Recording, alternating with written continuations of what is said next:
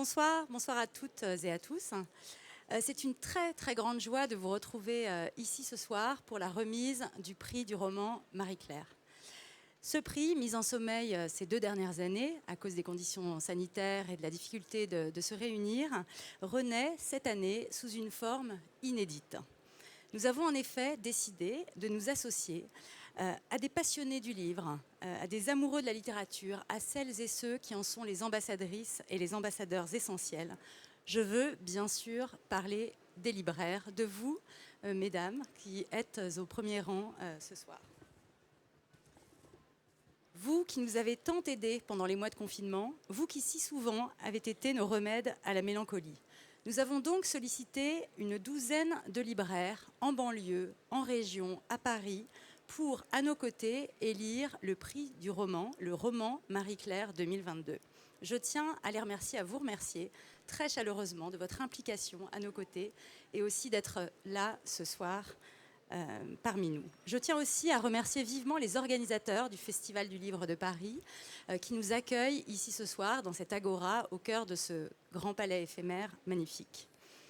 Je remercie en particulier Marie-Madeleine Rigopoulos et Jean-Baptiste Passé qui immédiatement nous ont proposé de nous associer à eux pour la renaissance de ce prix du roman Marie-Claire. Ce qui nous a guidés pour présélectionner les 7 romans en lice, c'est bien sûr la force d'une écriture, la qualité, l'originalité d'une narration, c'est aussi la puissance évocatrice d'un destin de femme qui résonne forcément avec notre époque, quelle que soit d'ailleurs la temporalité de cette héroïne. On a pu sélectionner des romans qui mettent en valeur des héroïnes d'hier ou d'aujourd'hui. En tous les cas, il fallait que ça nous touche, que ça nous émeuve. Et on a eu un peu de mal à arrêter notre choix à 7 seulement, mais nous sommes extrêmement heureux et heureuses de cette sélection. À Marie-Claire, nous aimons ardemment la littérature. Nous la défendons chaque mois dans notre magazine et sur notre site internet. Nous tissons avec les auteurs des liens privilégiés. Nous leur donnons la parole lors d'entretiens, d'interviews intimistes. Nous leur commandons régulièrement des nouvelles exclusives, comme ce sera le cas cet été encore. Nous avons même, voici quelques mois, invité en couverture une immense écrivaine, Annie Ernaux, et ce fut une fierté absolue, tant son empreinte littéraire et sociétale continue de nous guider, continue de nous bouleverser. Les pages livres de Marie-Claire sont conçues sous la responsabilité de Philomène Piéguet, rédactrice en chef culture et célébrité. Et c'est Philomène, son équipe, qui a redonné vie à notre prix du roman. Et j'ai le plaisir d'appeler Philomène à mes côtés ce soir. Merci à toutes et à tous.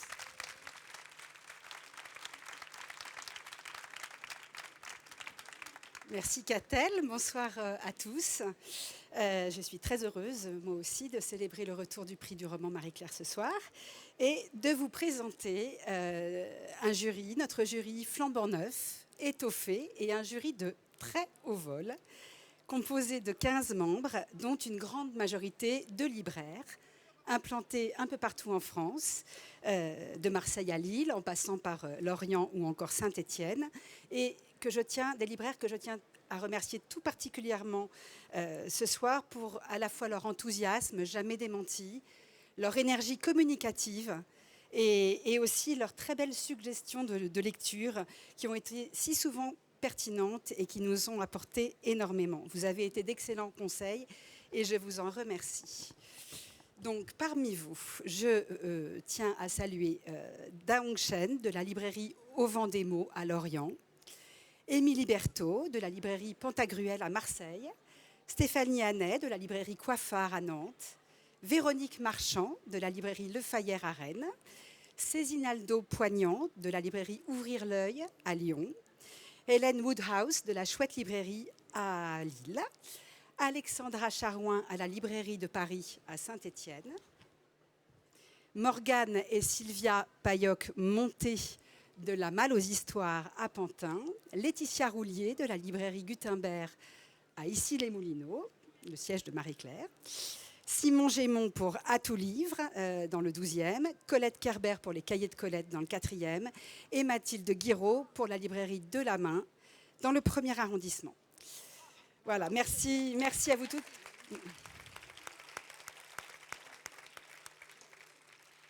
Pour me guider dans cette cartographie hexagonale des librairies que je connaissais mal, plusieurs personnes m'ont aidée et je tiens en particulier à remercier ce soir Pierre Hilde et Inès de la Motte Saint-Pierre.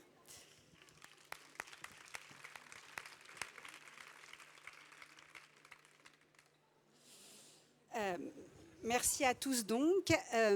Pilier de notre jury, je tiens à saluer également Thomas Jean, notre critique littéraire, pour ses conseils avisés. Thomas qui est au premier rang avec son pull damier coloré. Voilà, Thomas qui a rejoint, pour notre plus grand bonheur, l'équipe Culture de Marie-Claire en janvier dernier et qui depuis distille chaque mois dans les pages son regard neuf, vif et curieux sur les parutions et qui nous a guidés si habilement sur le chemin de notre sélection. La sélection, donc, comme Catel le disait, il s'agit de 7 romans francophones, tous parus à la dernière rentrée littéraire donc, de l'hiver. Ils sont sortis entre janvier et mars, chacun donc racontant un destin de femme d'hier ou d'aujourd'hui, un destin fort et qui résonne encore avec notre époque. Ce sont des romans qui nous ont émus, qui nous ont troublés, qui nous ont parfois dérangés aussi et beaucoup questionnés. Des portraits de femmes habitées et qui placent l'intime au cœur de questions sociétales qui agitent encore notre époque et l'histoire. Était donc en lice Connemara de Nicolas Mathieu chez Actes Sud et son personnage féminin d'Hélène, si magnifiquement contemporain entre spleen, ambition et désillusion. La fille de Deauville de Vanessa Schneider chez Grasset, où le récit de la trajectoire inspiré de la trajectoire coup de poing de Joël Aubron d'Action Directe. Colonne d'Adrien Bosc, qui nous raconte un épisode de la vie de la philosophe Simone Veil pendant la guerre d'Espagne. Les idées noires de Laure Gourège chez POL, où une plongée drôle et troublante dans la construction de la racisation aux côtés d'une jeune femme qui est son héroïne. Par le fil jeté cousu de Fazia Zouhari chez Plomb, ou comment, au fil d'une histoire très forte, une jeune Tunisienne devient femme malgré les obstacles. Les maisons vides de Laurine Tizy, aux éditions de l'Olivier, le destin d'une adolescente dans le sud-ouest rural, une adolescente qui découvre les forces vitales, mais aussi les démons qui l'habitent. Et enfin, chez Gallimard, la décision de Karine Thuil, une juge antiterroriste, entre vacillement et état d'urgence personnel. Enfin, voilà, il y a un jury, il y a une sélection. Et évidemment, ce ne serait pas un prix si nous n'avions pour veiller à côté de nous à la destinée de ce prix du roman qui revient. Il nous fallait absolument une marraine. Voilà, un regard bienveillant, une présence protectrice, ferme et douce à la fois. Une romancière que nous avons choisie, qui est une romancière qui compte dans notre paysage littéraire depuis la parution de son premier livre il y a 30 ans maintenant. Elle est de livre en livre, de fiction en autofiction. Elle s'est imposée comme l'autrice de l'identité, du déracinement, mais aussi du désir et de ses ambiguïtés. On aime ces héroïnes à la fois vulnérables et résistantes, ambiguës, différentes, toujours libres. J'ai le plaisir d'accueillir parmi nous Nina Bouraoui, la marraine de notre prix du roman Marie-Claire.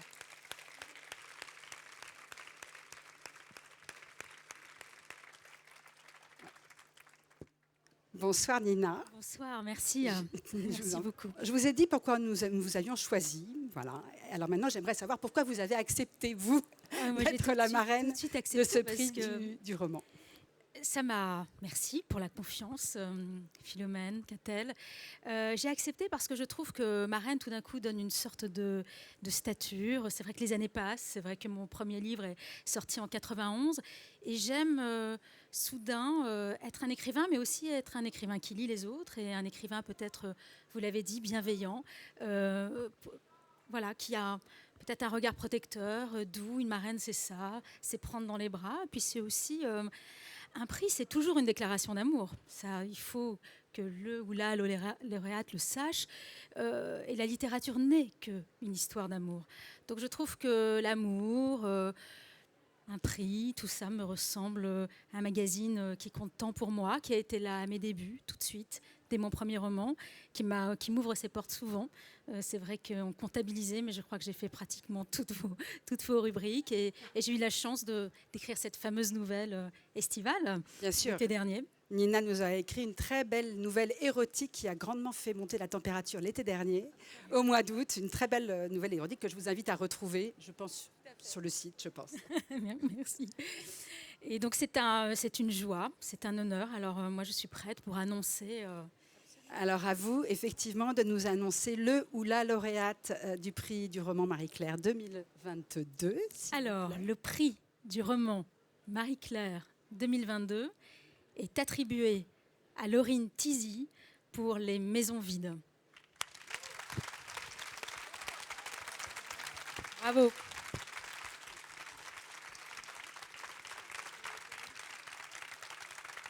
Venez monter, Laurine. Nina, est-ce que vous pouvez nous raconter ce qui vous a touché dans ce roman, ce qui vous a particulièrement ému aussi? Oui, c'est un très beau roman. C'est pour moi un roman qui peut se lire en deux strates, c'est-à-dire que c'est un roman sur plusieurs générations de femmes. C'est un roman, on peut dire quand même féministe, parce qu'il est totalement centré sur le corps et sur la résistance des femmes et sur cette espèce de mémoire qui se transmet de génération en génération. Et c'est un roman aussi féerique, poétique, étrange.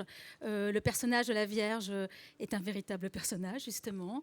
Il y est aussi question des araignées, puis les questions aussi de métaphysique. Cette héroïne, Gabrielle, a un rapport étrange avec la mort. Alors, évidemment, je ne vais pas tout révéler, mais je trouve que ce qui est très beau, c'est un premier roman, et que ce prix du roman Marie-Claire salue un écrivain, mais il salue aussi, surtout, la naissance d'un écrivain.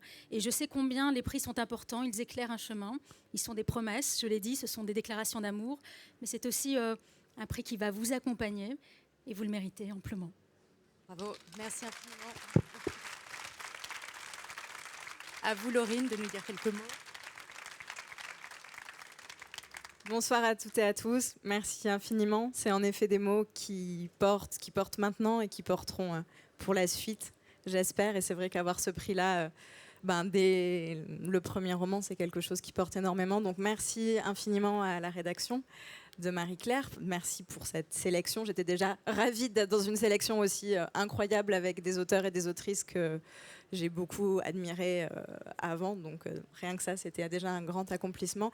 Merci aux libraires pour ce travail, pour le soutien. C'est un livre, Les Maisons Vides, qui a été incroyablement bien accueilli en librairie. Et je sais que les libraires le défendent vraiment énormément, et ça ne serait pas possible sans vous, à une époque en plus où c'est pas facile de vendre les livres parce qu'on a un contexte national et international qui fait que les gens ont autre chose à penser.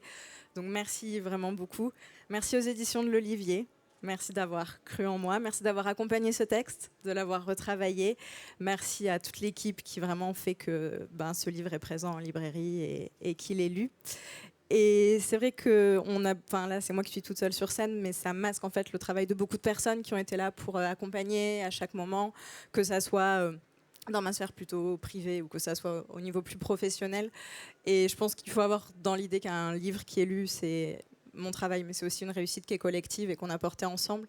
Et une des raisons pour lesquelles je suis extrêmement contente d'avoir le micro ce soir, c'est que je pense qu'on est une nouvelle génération d'autrices, de jeunes autrices. Je pense à beaucoup de personnes qui ont fait leur premier roman là, à Joy Magdalani qui a écrit Le goût des garçons chez Grasset, à Hélène Laurin qui a écrit Partout le feu, je ne sais plus chez qui, mais c'est pas grave, c'est le stress, chez Verdier, à Adèle Rosenfeld. Enfin bon, bref, on est nombreuses qui arrivons avec quelque chose à dire sur le monde qui a peut-être pas été dit avant nous parce qu'on n'avait pas la parole avant. Et du coup, c'est important pour moi et pour nous, je pense, qu'il y ait cette reconnaissance-là, parce que ça veut dire qu'on est prêt à entendre une voix qui est une voix des femmes, mais non pas de façon essentialisée, mais une voix de personnes qui ont des choses à raconter sur le monde qui n'ont pas été racontées avant, pour une raison assez simple, qui est que les hommes ne s'y intéressaient pas ou n'avaient même pas conscience que cette partie du monde existait.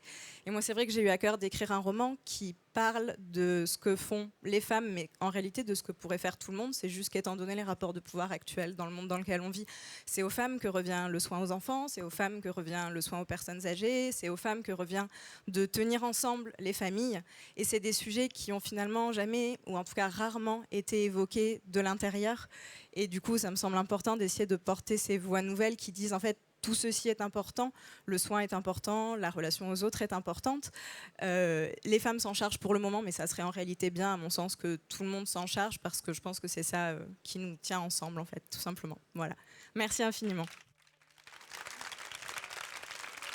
Merci beaucoup à vous deux. Je pense que vous comprenez en entendant les mots de Laurine pourquoi est-ce que c'est définitivement une femme Marie-Claire. Et je pense que beaucoup d'entre nous, beaucoup d'entre vous seront certainement émus par son écriture et par son héroïne. Merci infiniment. À nos côtés ce soir aussi, 2 partenaires qui nous ont aidés à la réalisation, à la mise en place de ce prix du roman. Je tiens à les remercier. Je vais les appeler à mes côtés. Nathalie Blanc, pour les lunettes Nathalie Blanc. Merci Nathalie. Et Florian Chevalreau pour la maison de maroquinerie Forêt-Lepage. Merci aussi infiniment à vous.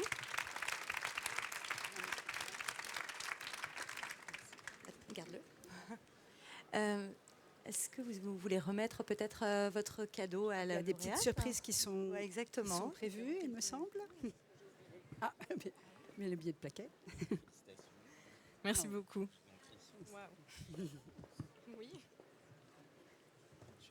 Merci infiniment Nathalie, merci Florian. Et la soirée n'est pas finie, nous avons de nombreuses réjouissances à venir encore.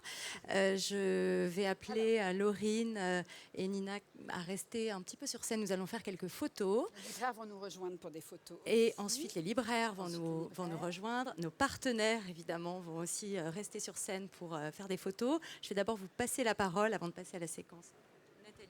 Merci beaucoup. En tant que créatrice de lunettes, ça me paraissait évident d'accompagner le prix du roman Marie-Claire 2022. Donc j'espère, Laurine, que vous allez vendre beaucoup de livres et que donc je vais vendre beaucoup de lunettes Maison Nathalie Blanc.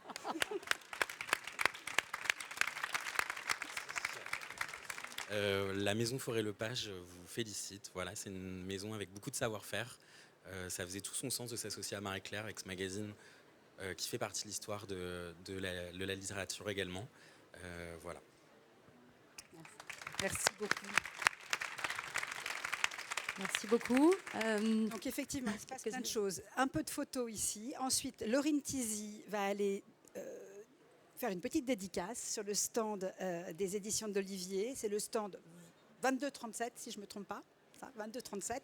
Donc vous pouvez passer par le stade 2237 qui est sur le chemin vers le cocktail, qui lui aura lieu Espace Eiffel. Donc si j'ai bien compris, tout droit. Vers la Tour Eiffel. À gauche, en sortant à gauche, vers la Tour Eiffel, au premier étage. Voilà. Et donc avec dédicace sur le chemin, si vous voulez faire une petite halte.